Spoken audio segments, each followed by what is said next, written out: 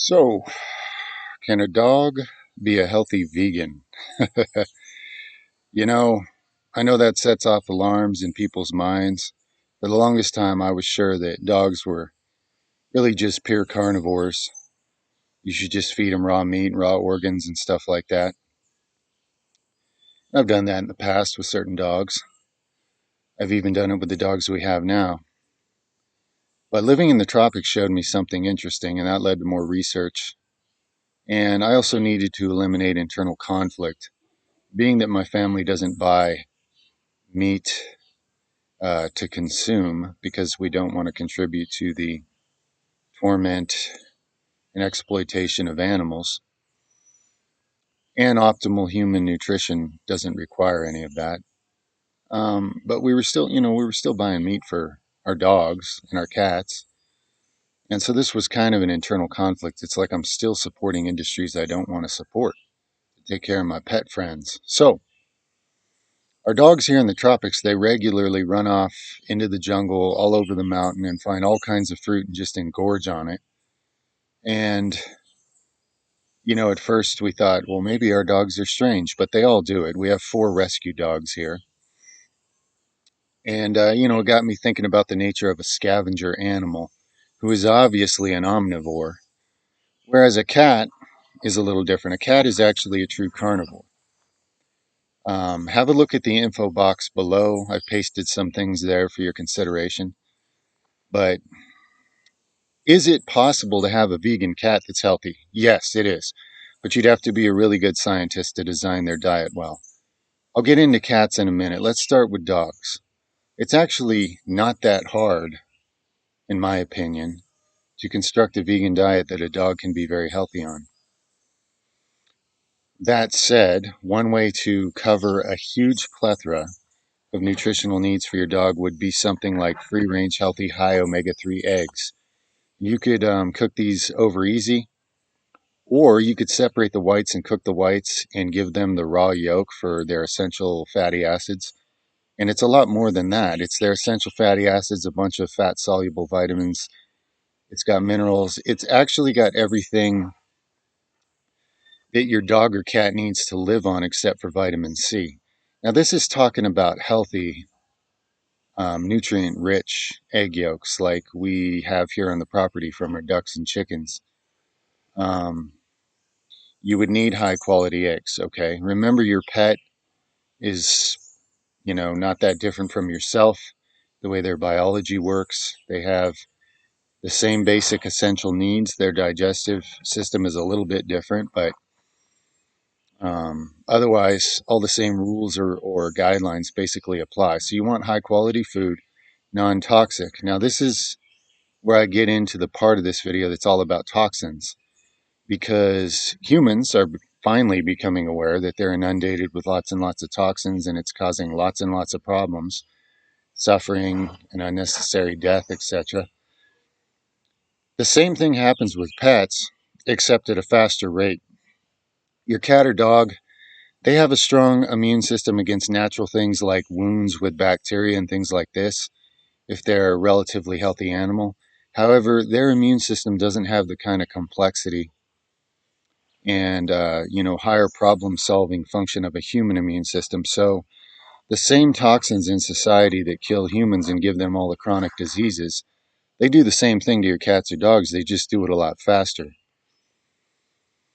So, there was a time before, well, when people lived close to the land, people living in natural environments with cats or dogs, they don't see all the chronic diseases, the cancer and the heart disease and the diabetes in their pets, because those things are entirely unnatural. Those are a product of society and the many unnatural things unsustainably being done in society.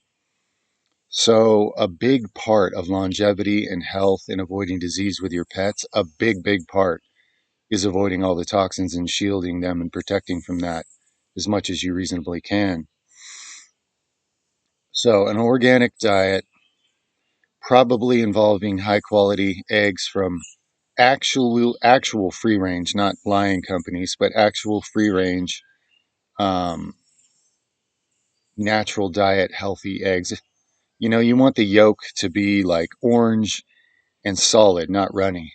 Okay, the yolk should be almost like the way our duck and chicken eggs are that are really healthy here. The yolk is very orange and it's somewhat strong. It almost holds its shape when you set it down. Whereas the kind of runny, flat, yellow eggs that people are used to, it's because it's nutrition deficient and it's toxic and it's very unnatural. The chickens are injected with drugs to make them hurry up and make eggs, and they have a GMO diet, and it's just nonsense. So the egg itself doesn't contain the things an egg should. So when I tell you that an egg yolk has everything your pet needs, we're talking about cats and dogs here. I realize there's other kinds of pets, but because the vast majority of people that are asking me about their pets have cats or dogs or both, that's what we're talking about here. A high quality egg yolk will have every nutrient they need. It actually will. On high enough quality egg yolks, they could entirely live on that alone. However, that's pretty expensive, maybe unrealistic in some cases. And if you just want to know or have some other ideas, we've been feeding our dogs mostly lentils with greens mixed in. Basically, my wife makes the kids and I and herself a really good green drink every day that we shoot in the morning, some green juice. It's usually a blend of tropical stinging nettle, gotu kola, collard greens. Sometimes it has a few other herbs thrown in, but those are kind of the base. So basically, leafy green things, just like humans need to be truly healthy. After she extracts the juice in like a blender and strains it, and we drink that, she pours the leftover bits of juice and all that pulp and mixes it into these lentils. And the cats and dogs actually prefer it that way. They actually prefer it with the greens added. And there's immediate improvements in less itchiness. You see them itching less, their coat gets shinier, their mood gets better. I did observe something interesting. Well, okay, let me slow down here. If you're thinking, like this is cat abuse or something, in our case, our cats live outside in a jungle on their own property and they hunt things for themselves. So our cats are not actually vegetarians or anything like that, but we feed them vegetarian. And we've actually seen nothing but health improvements. And I've observed some things. There's a few cats we have that are what I would call like the dirty eaters. They're the ones that catch rats and they don't just kill them, they eat them. And they always get these really glazed, mucus covered eyes that are all faded and white looking, and they have lots of worms to expel. And we have to deworm them on a much more regular basis. There are other cats that we have 8 cats, by the way, lots of rescue animals. There are other cats we have that don't really hunt for themselves, at least not successfully from what we can tell. We've never seen them catch and eat anything, some of our cats. So for them, the egg yolk is basically essential. So their diet is also comprised of simply lentils with greens, various herbs and greens mixed in, and egg yolks from high quality chicken and duck eggs that are all natural, a rich diet, really high quality yolks. Okay. You can add a little flax oil if you want to either one of these animals' diets. If you're concerned that the eggs you're using maybe don't have enough omega 3, and especially if you cook the eggs you use, remember that omega 3s are very sensitive to heat and cooking. So I'm not saying that if you cook an egg over easy, you're completely destroying all the omega 3s. That's definitely not true, but you're reducing it. And a lot of eggs you buy in a store already have a skewed ratio of omega 6 to omega 3, and they're low on omega 3, which is essential for life. So if you want to add a little flax oil on their food, or maybe at a separate time of day if you have an animal that just likes to lick it up or something, but you can certainly mix it into food. That would make sure, because one of the big bulletin points here is to have a good omega 3, omega 6 balance from quality oils. It's not just the number of omega 3s and omega 6s, it's what was the quality of those omega 3s when they were consumed. They're delicate, and your cell walls need them to be built properly. Your circulation needs it. Your immune system needs it. Your anti-inflammatory parts of your system need it. This is for you. Excuse me. This is for you or your pet. Essential omega-3s.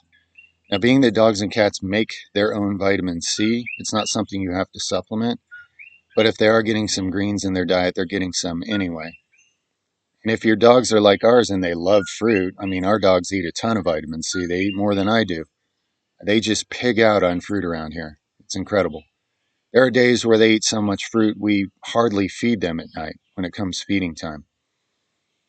Um, we'll just make sure they get, like an egg yolk or something just to cover their essentials that day.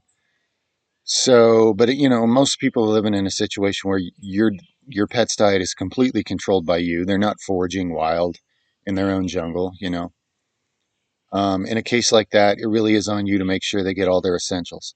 So I'm giving you the super simple version of this. If you're interested in a cruelty-free diet that is like ethically and morally better for the planet, better for people, better for animals, better for everybody, this can be done.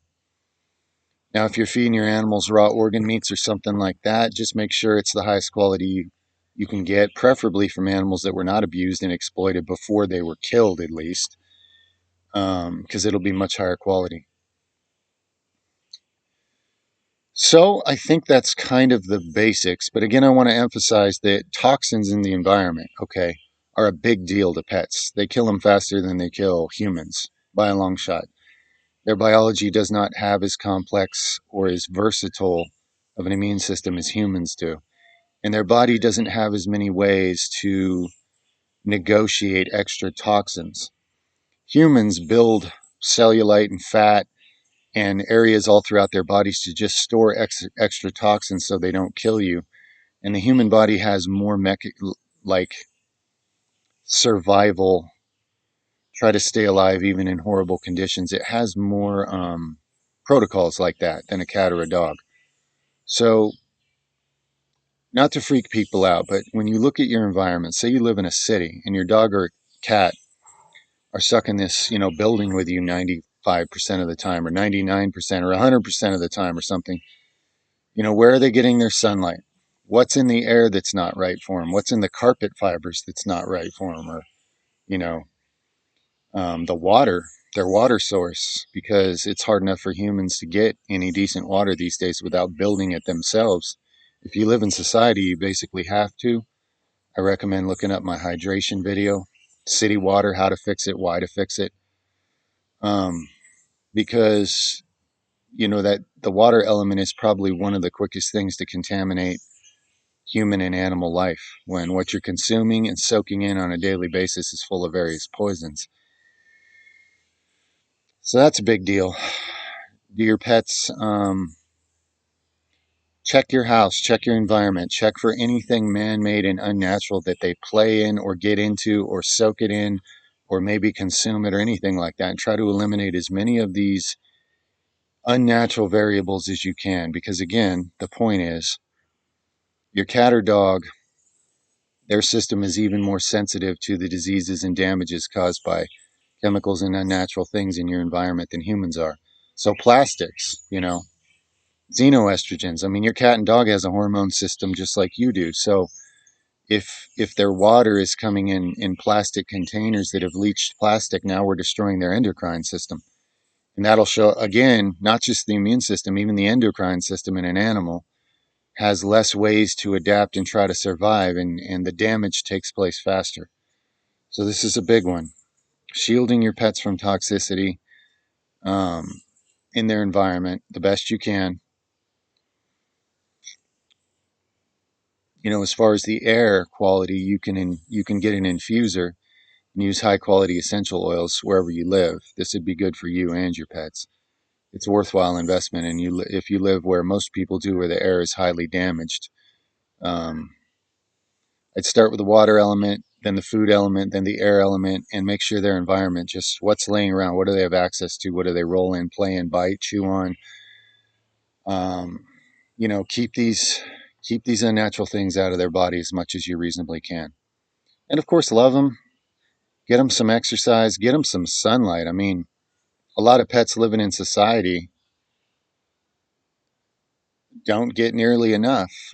Here, in a wild type environment, our outdoor dogs, we have 2 indoor dogs and 2 outdoor dogs. The indoor dogs go outside multiple times a day, but the outdoor dogs, they're outside all day. And you'll notice when you observe them that they instinctively will lay on their back when the sun's really beating down, and they'll expose their skin on their underside, and they'll soak up a certain amount of sun. Chickens do this, ducks do this, dogs, cats do this when they're left in a natural scenario. That's because it's essential for them too. And vitamin D, among other things that come from sunlight synthesis in the body, is super important for their immune system and their connective tissues and their glandular systems. The energy of the sun does a lot more than just what people think. It's tied to overall health and well-being. So if you can get your pets outdoor time on a regular basis, enough that they can get some actual sunlight, that'd make a big deal of difference. If you are going to supplement vitamin D3 with a dog or a cat, which you can do, make sure you include lots of vitamin K2. Make sure they consume both of those with fats and oils because they're fat soluble, otherwise you're wasting it.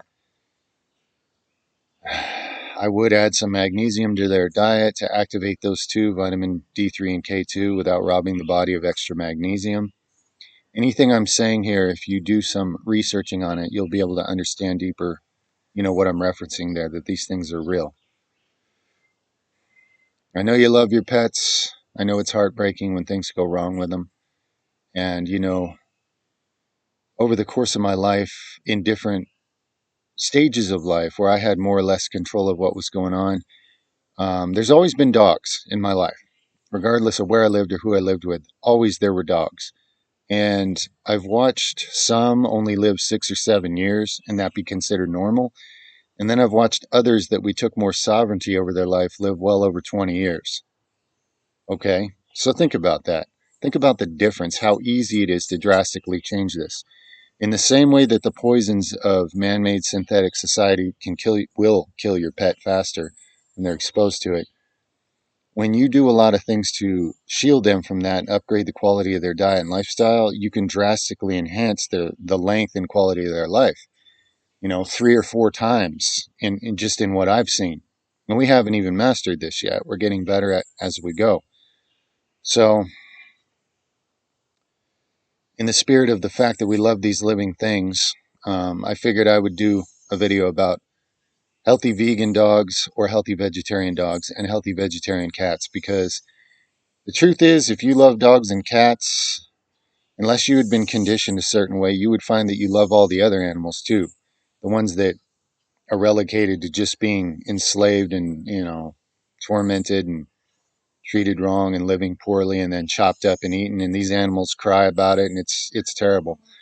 So in the name of better care for animals all around and no internal conflicts about it, that was my approach to this video. So we switched our dogs and cats to vegetarian diets a while back. We've seen improvements in their health. We've even seen improvements in their personality, their mood, more friendly than ever, more civilized than ever, you might say.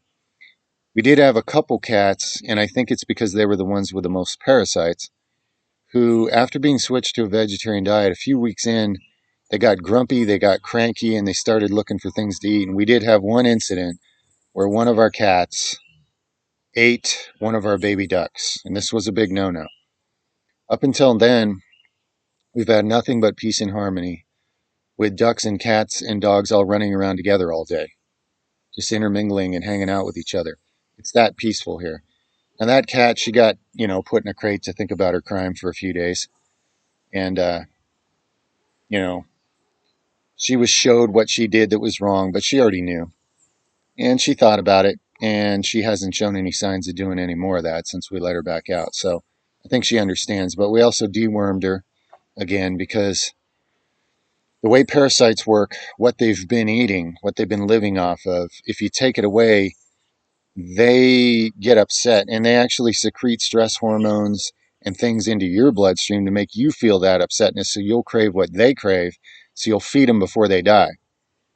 I've seen this in humans. I've seen it in animals. So what was happening there was certain parasites in that cat made her angry and cranky and confused, and her mental state was off, and she did something she knew she shouldn't do. So after that, though, after cleansing her a little more, she seems to have adjusted to the diet really well. And it's interesting to see cats come running and just love to eat like lentils with a bunch of greens mixed in, you know? You wouldn't think you'd see that, but you do. Might be a little easier to imagine with the dogs. They love it. Dogs, dogs are omnivores. They kind of like everything. So the basic rules of meeting all your essential nutrient needs and the wisdom of compensating and avoiding thousands and thousands of toxins that are artificial in the environment as much as you can really pays off with your pets, okay? And you can't beat yourself up for past mistakes, short-lived animals. I'm sure, I guarantee their spirit doesn't hold it against you. Um, and, it's an opportunity to learn and observe the difference. And like I say, seeing the difference between following diets of dog food, don't ever, here's another thing, guys. Don't feed your animals conventional dog or cat food. I mean, unless you somehow have no other choice, and I don't know why you're watching this if that's the case, but those things are basically industrial leftovers from other industries that somebody wants to make extra money on. So they slap it together and glue it together into a tablet called dog pellet food or whatever.